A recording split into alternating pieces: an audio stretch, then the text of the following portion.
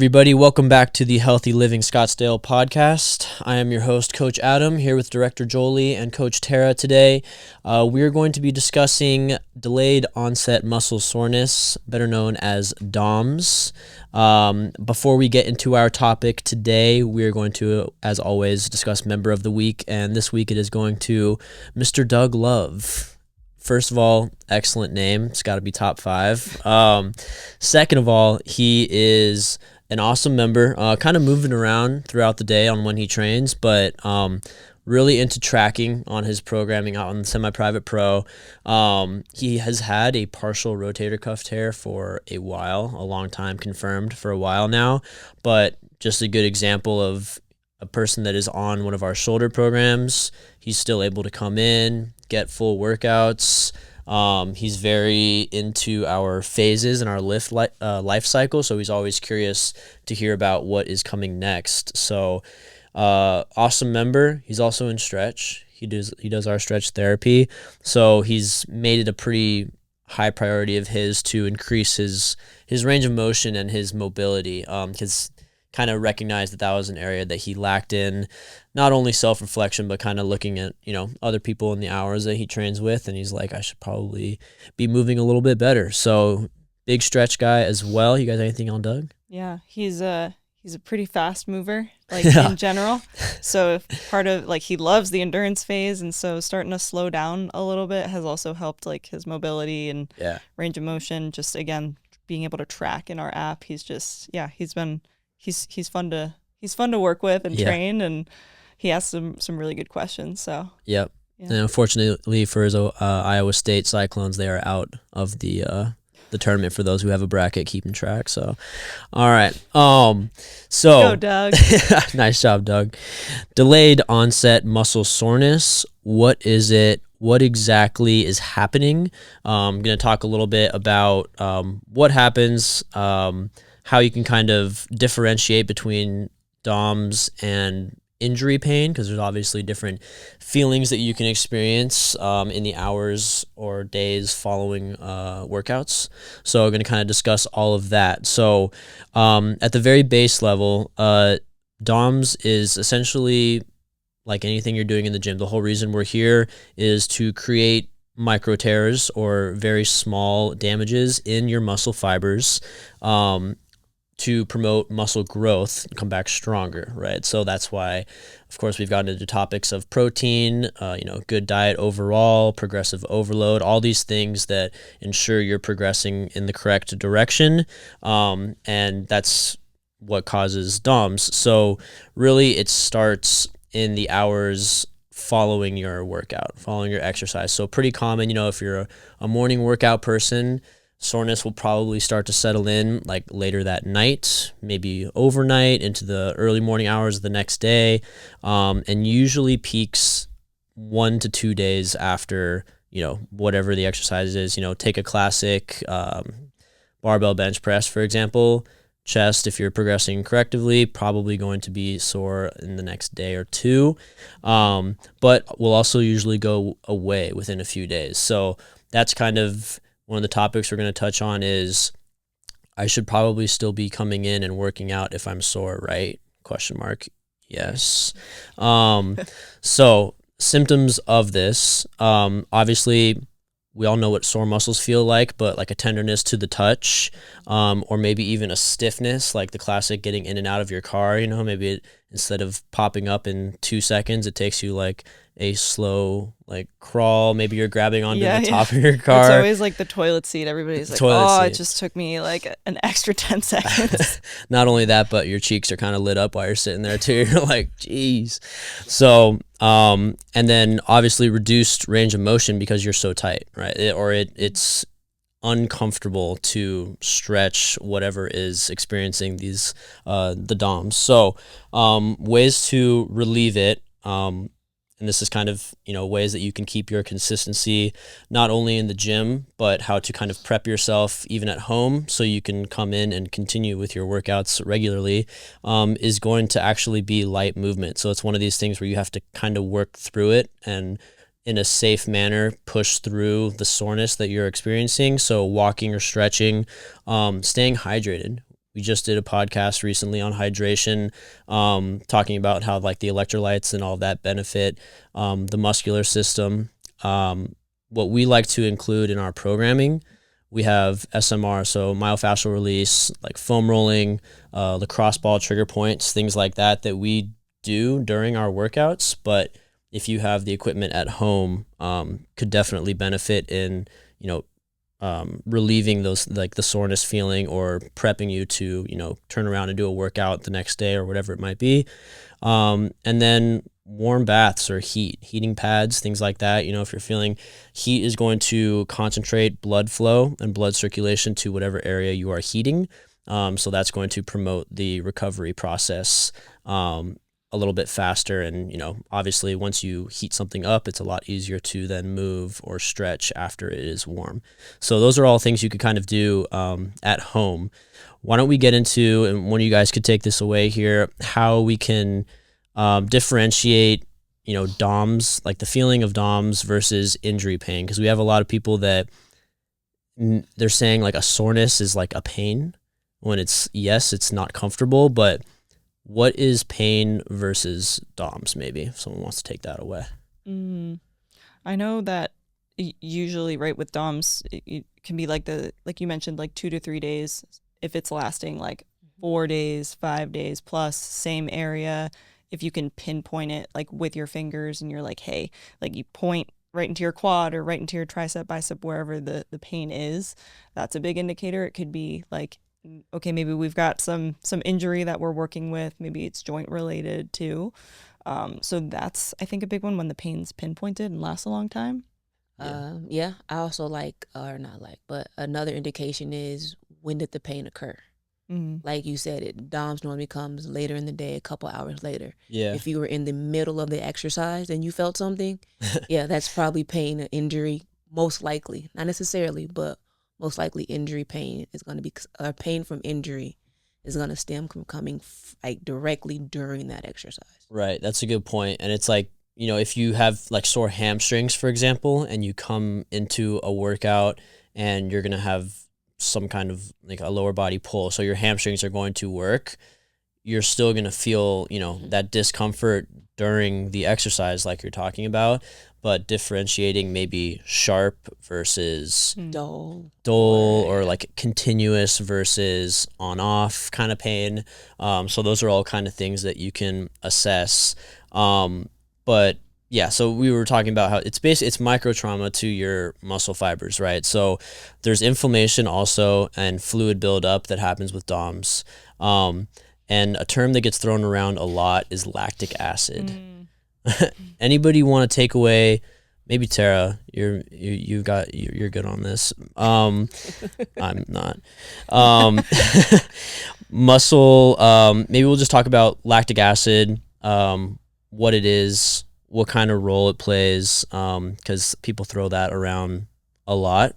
And let's go there.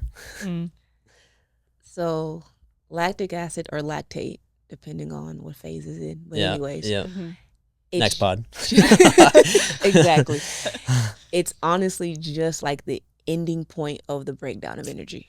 So Krebs cycle, all those things. So energy, you start with glucose, it breaks down. Every time your body's going through an energy cycle, it's further taking that glucose molecule and breaking it all the way down. Essentially, easy way to put this, lactate or lactic acid is that ending point of that. So that molecule is no longer able to be used. Right.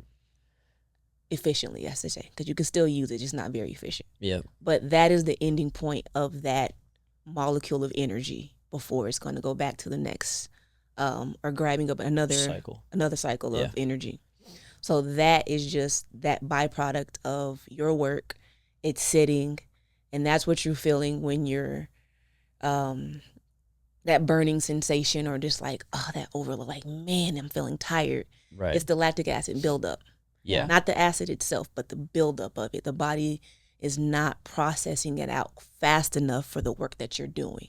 Yes. So it's building up, causing that fatigue, causing that burning feeling that you typically felt last week during that endurance phase. Yeah. It just, the oxygen wasn't there to pull it out fast as you were working. Right. Yeah, and I mean, I guess in another way it's kind of like that the pump feeling, right? That some people like seek. It's like once your workout is done, you're kind of puffed up. You're like, it's like, guys, you're not actually looking good. It's just inflammation. It lasts it for like about dissipates. it dissipates for like the hour to 90-ish minutes after you finish your workout. Because just like you were saying, Tara, it's not. It's basically keeping pace or not keeping pace with whatever intense exercise demands you were just doing. So it's that's what people get. Like lactic acid is not what causes next day DOMS. It's a response more in real time. You can of course help flush it or try to promote recovery a little bit better by not just finish your workout and then go and be like super sedentary for the next 2 hours or whatever it is. That's why it's sometimes we end with some type of cardio that's not always intense exercise, right. That some of that steady state cardio can help kind of just keep circulation going. You're not going to feel that burning sensation because you're still active but not at this high intensity level. So just wanted to clear up that lactic acid / lactate is not what's causing DOMS and not what's causing your long-term soreness. Yeah, it's more of an immediate response. So short term things that can kind of almost guarantee, I guess, DOMS or soreness next 1, 2, 3 days are a couple of things that we run into a lot here at Legacy, and that is new program and or new phase, which obviously sets, reps, schemes like that change, loads change. That's going to definitely guarantee more stimulus because of more soreness, because of the different stimuli that are occurring, or returning from time off. We have a lot of people that either they have to take a break because an injury, a procedure, travel, vacay, whatever it is, being off for an extended period of time and then jumping back in, especially for some people that are experienced, right? They want to jump back in right where they left off. That's going to suck. Yes, you're capable of doing it, but you're going to be sore. It's usually better to kind of ease back in for a couple of days. If you're not trying, if you love being super sore, then fine, go for it. I don't want to hear you like complaining the next couple of days or not see you. Let's establish the consistency again. Right. All right. So as far as how DOMS can be useful versus misleading. So the useful part of DOMS is it's kind of signaling or telling you that you're experiencing a new stimulus, which is a good thing. That's the whole idea behind progressive overload or like our movement matrix. Yes. As you progress through that from that -3, very low, simple version of an exercise all the way up through a +3, which is, the most advanced or whatever. Those new stimuli along the way it's another form of progressive overload. Mm-hmm. You're going to be experiencing DOMS each time you jump one because it's just going to be something new for you. Mm-hmm. Challenging muscle tissue, and then misleading. People who kind of chase soreness, I think, is a big one. Yeah, the people pump, are just like the same. Yeah. Yeah, but they're like, oh, I'm so like I want to be sore. Like they think that in order if I'm not sore after the workout, I didn't have a good workout. Exactly. Yeah. So many not people the case. Still think that way. Exactly. It's not the case, right? Yeah, you can progress with minimal soreness, right? Like just because you're not sore doesn't mean you didn't do anything. It's sometimes like in the quick turnaround, DOMS can decrease performance on like a short-term basis. Like if you come, Monday you have a great workout, maybe you're super sore heading into Tuesday's afternoon workout. Yeah, you're going to be a little bit limited because you're sore in some places. So performance could be down a little bit, but you're doing the right thing by maintaining activity and not just, kind of waiting it out, essentially. So I can think of a handful of people that like to wait out their soreness and confusing it for more soreness. You're setting it up for more, and it's like an endless cycle that you got to break. But it's kind of like that, and we've talked about it a few times before. It's like there's a level of uncomfortability that you have to be okay with exercise to expect any kind of results or progress of any kind. So, don't come here expecting to chill. Like I'm patting this. It's like you're here to work out, not to chill out. Okay. So like it's going to be a little uncomfortable at times. But like you were saying, Jolie, soreness is a side effect, not really a goal that you should be chasing. So what should you focus on? Focus on progressive overload, consistency over like searching for like those people that take their breaks, right? Super intense for a day on Monday and then off for 2 days and then super intense again. Like that's not consistent. That's intensity spikes spread out throughout the week, right? So we want to establish consistency to kind of keep DOMs in control at least. Movement quality, of course, and technique is going to just keep, we're working the correct muscles. You don't make a lot like low back pain is, classic kind of byproduct of a lot of exercises that we do is people have like a sore low back. You have muscles in your low back. It's going to be sore occasionally. It's not just like a skeleton, like there's muscles there. And then I think recovery, as we've always said before, sleep, nutrition, hydration, all super important. So we have anything else to recap on DOMs? Personally, I kind of like it. I don't know. Well, I mean, I think I'm not chasing it. Just for the record, I'm not chasing it. Yeah. Okay. Sure. Okay. I think with people, especially new people who come in to work out, there's almost, they're either excited to be sore or there's a fear of being sore because they aren't used to that. They're not used to being sore. They don't know what it is. They're afraid of getting hurt, right? And so that's where listening to your body comes into play, right? Making sure you're staying hydrated, you're doing the foam rolling, the myofascial release we have built into your program, the mobility work. Moving your body is ultimately going to help, and just focusing on that and not getting so pinpointed on like, well, I'm going to hurt myself, or like soreness is bad, or chasing the soreness right on one end of the spectrum or the other. Just knowing that like a little soreness is okay, guys. Yeah. And it's like, got a focus for you too. What? Also the soreness, but where is it? Yeah. Am I, like you mentioned, wrong muscles being activated because you're not doing the technique properly. Yeah. So you're sore, but where are you sore? Are the right muscles sore? Yeah. Yeah.